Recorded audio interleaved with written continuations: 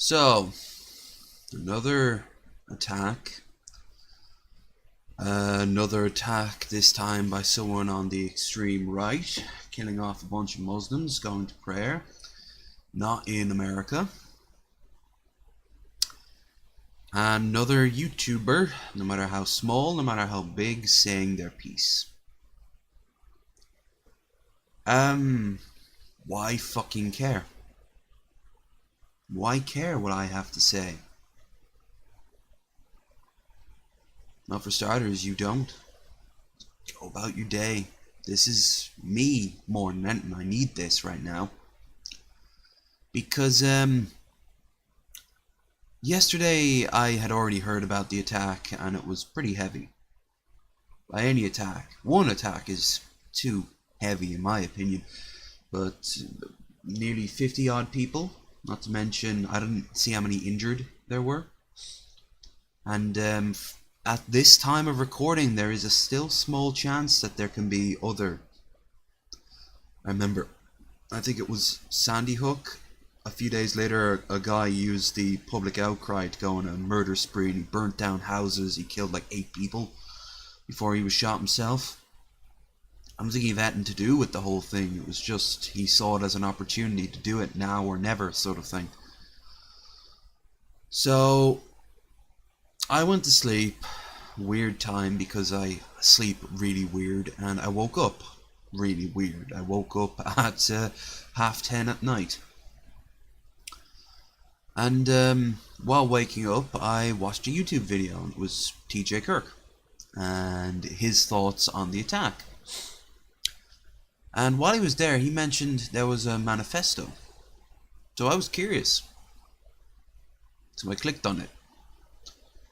I didn't read Anders Breivik's one, now thinking of it. Oh, this isn't scripted, by the way. This isn't even bullet pointed. I'm just going to be rambling because this is kind of hitting me a little bit harder than I expected. For selfish reasons and for not selfish reasons. So, premise first. So, I went and checked out this guy's manifesto. I won't tell you what it is. I went looking for it. It's not complicated. It's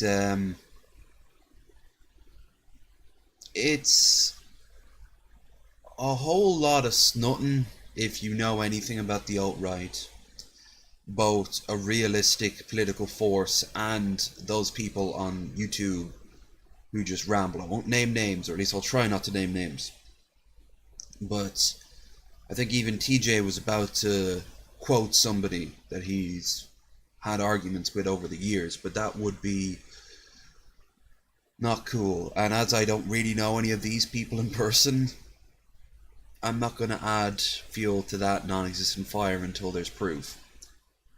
But I can see their influence there, and he even mentions 1 or 2 people by name. But as I was reading it, I'm like, yeah, I've heard this all before. But then I'm like, oh, he's at least has the foresight, the self-awareness that he knows what this is going to do. This is going to divide people. This is going to divide people, probably not in the ways that he wants them to, along racial lines, where white people will start seeing him almost like a martyr, and people will use this as an excuse to do more damage. But then again, we didn't think that about Anders Breivik, and here's a guy doing it right now. He wants guns to be withdrawn to divide people further in America and in New Zealand and elsewhere. He wants people to basically be lynched in the street more. That includes white people, because they'll be more martyrs for the cause.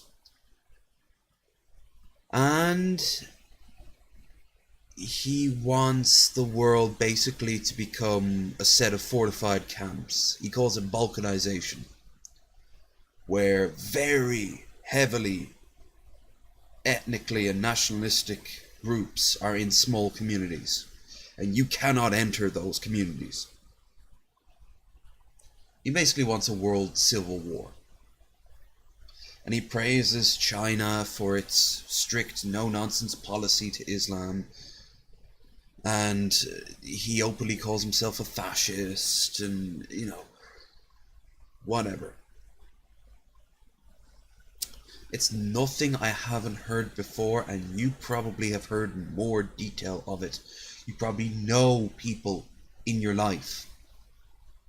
Well, this is where it gets personal, and this is why I'm talking about it. The sad drunk who can't get YouTube to work, the house hobo who seldom changes a t-shirt. And it's because a while back I told a story that I hadn't really told before of my time with the alt-right.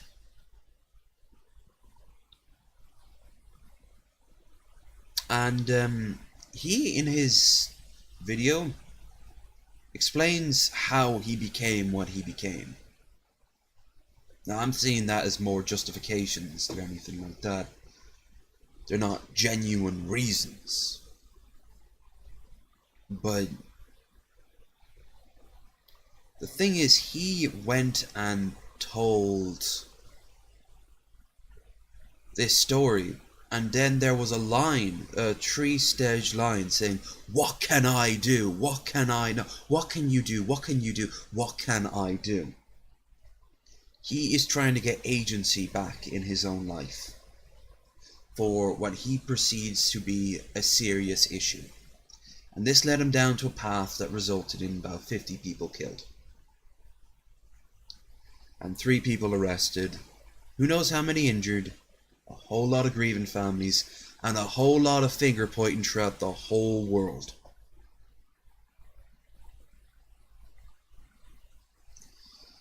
There are young Muslims right now related to those people who will be more likely to follow the successors of ISIS and Al-Qaeda and all that. And there'll be more people watching this unfold who think, ooh, maybe I can do something similar to promote the white ethno-state. And he mentions the ethno-state plenty of times. Like I said, I'm not naming names, but that one's right on the head, isn't it? But back to me. I was reading this, and I saw myself, a young, angry, confused man. I saw myself scarily, needing to lash out. But this man was in his 30s, I think even 40s. I don't quite know how old he is. I didn't fully... I was glimpsing through a lot of the stuff, and I don't frankly care, because he's old enough to know better.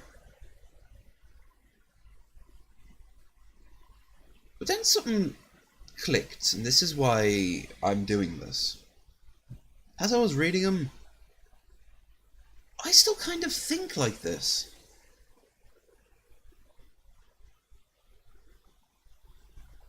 And I'm not proud to say that. I am scared. As I was reading what he was saying, it was scary to see so many things that I've said to myself, or I've half-jokingly typed out while drunk. You know I'm not a big fan of Islam. But I don't want anyone hurt. Except maybe even ISIS. If every last member of ISIS right now is being wiped out. Like the last stronghold of them, I think we're over 1,000 of them left. That's about it. They're being slaughtered. As I'm saying this, the last of them are being shot and slaughtered and all that. If every last one of them put up their hands and just walked away. He said a line about traitors, blood traitors. He says they're the only ones he absolutely hates. I use the term Quislings for them.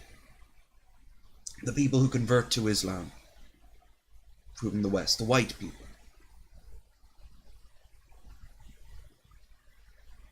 And that scared me.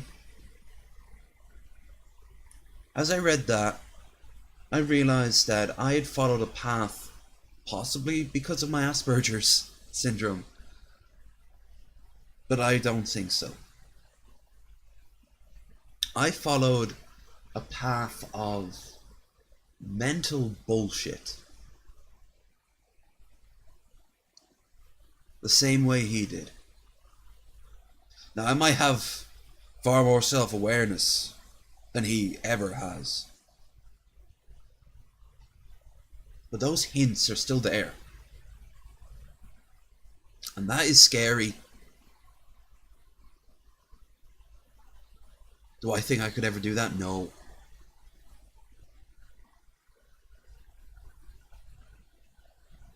But I don't want that in me. By the way, a while back I said I can't cry.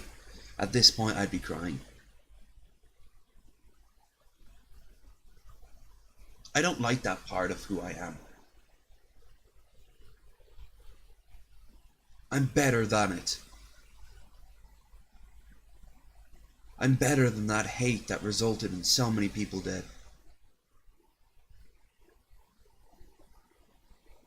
I don't know where it comes from. Maybe, like I said, a sense of agency.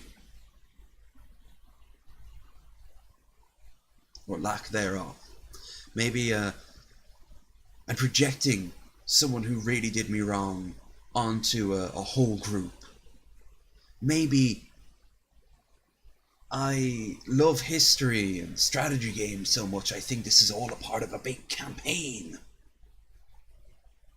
Maybe I just want to belong to a group. I don't want to belong to a group. I don't want to belong to that fucking group. I don't want to belong to anything he is. I'm insulted that we share the same common language. He has part Irish blood in him. I'm ashamed of that. He went to the south of France. My dad lived down there for years. I went there once to deal with his ashes, and I did see Muslims, and I didn't bat an eye. I was just like, oh, they're all the immigrants, and walked on. Maybe that makes me better than that motherfucker. It definitely makes me better. A lot of people are better than that motherfucker. But if he turned around and said, we're not so different, you and I, in the most ridiculous James Bond Sunday morning villain, he'd actually have a glimmer of truth in it. When I heard about it, the death of all those New Zealand Muslims, see, even now, New Zealand Muslims, they're people. They're fucking people. Families are sobbing right now. A country is in mourning, and the world is rushing to defend and to back away and to deflect, and in some cases even to own it. Kinda just like what he wanted. And I'm here saying,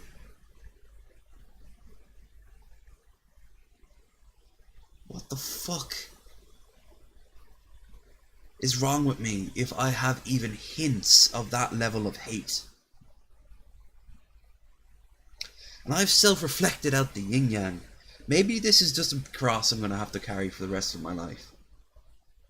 Especially if we do become more and more a melting pot. I'm going to have to deal with Muslims more and more. And I'm going to see cases where bigots on their side, monsters on their side, are going to do horrible things. And people who are misguided are going to do horrible things in their defense. I'm going to hear about the schools that circumvent Western ideals. I'm going to hear about the Muslim gang rapes. I'm going to hear about the terrorist attacks. And I'm going to hear about the people in response who are going to do something about it just as horrible. I'm going to hear about the countries in the Balkans that make it illegal for Muslims to congregate. I'm going to hear about Switzerland, who proudly won't let mosques being built. I am going to hear at the pubs all these people grumbling into their pints saying that this isn't right. And a part of me is like, why don't you get up and fucking slaughter them? down that road we can never go.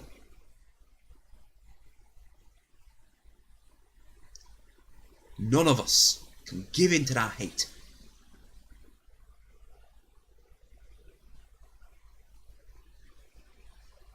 None of us should give in to that hate. The same hate that flows through the worst member of ISIS and Al Qaeda flows through that motherfucker and Anders Breivik and Adolf Hitler and half a dozen people online right now, some of who you might be subscribed to, some of whom might be talking right now. The difference is I'm turning away from that. I don't know how. I don't know if I can do it. But I turned away from it openly. Well, I guess I didn't turn away hard enough.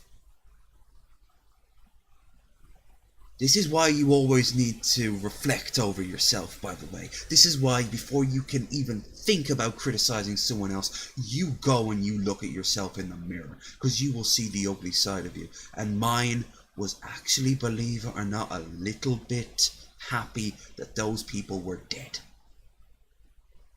And that sickens me. That's why a while back I had so much respect for Liam Neeson for saying what he did. And that's why I don't give a shit right now what you fuckers say in the negative. Other than that attitude, it's good that you want to destroy it. Because this is my struggle. And all this did, to me personally, was remind myself that I have that demon inside me too. That right-wing, neo-Nazi, European state perfection bullshit. And if you have it in you too, you have to ask yourself, do you want it in you? Or are you willing to let it go? And if you have another demon with another name, are you willing to let that go? This fucker, I'm actually glad I didn't even bother to remember his fucking name. This fucker, he couldn't let his demon go. And he talked to others who at least play with theirs. Ponder it. And it led to this. What about the next time? What about the demon now that comes alive because of this in the reverse? The young immigrant from Pakistan who's looking at this and he already feels awkward and he can't quite fit in, and his idea of perfection, his idea of good is being destroyed in his mind by the decadent West that allows women and gays to do whatever the fuck they want. How long before he stumps himself full of explosives and jumps into a bar, or an abortion clinic, or a church, or goes and starts raping white women? This is it. It will breed hate. Hate will breed hate. The only way to stop breeding hate is to stop acknowledging, to stop supporting it. I will not support that demon inside me. Do not support yours. And as for this fuckwit, and as for these poor people who, their lives, they'll never be the same. They'll never have lives as full, as rich. It can only get worse. It can only be just survival now for these poor people. In some way. Even if they get up and get on with their lives, they'll do it with a wound in their heart that can never be healed. And for others, that wound will fester. And that festering will breed more festering, will breed more festering, until something I don't even know. And for those people who are suffering right now, if you can help them, do. I don't know how. Money, time volunteering, thoughts and prayers even. At least the sentiment is in the positive rather than the negative. And as for me, this was simply a reminder that we all have horrible, horrible sides to our psyches. And if anything, I've seen an alternate reality where I never became aware of them. And just follow them down that disgusting rabbit hole.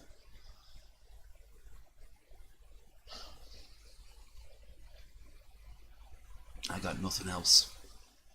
You're gonna hear tons of other videos on this over the next week or 2 weeks, and then we're all just gonna forget about it until the next one.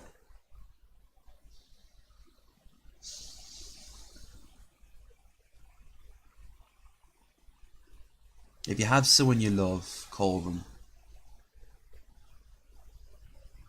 If they're in the other room, come in there and just ask them, what's up? If you have a dog or cat, give them an extra long cuddle and pet. If it's a lovely day, go out for a walk. If you want to hit on somebody, go out and hit on them. Not as a dick, but just do it anyway. Life is short. It's not always pleasant. It's the only one we got.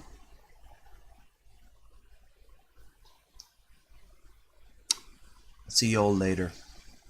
Back to the grind of crappy video games. Bye.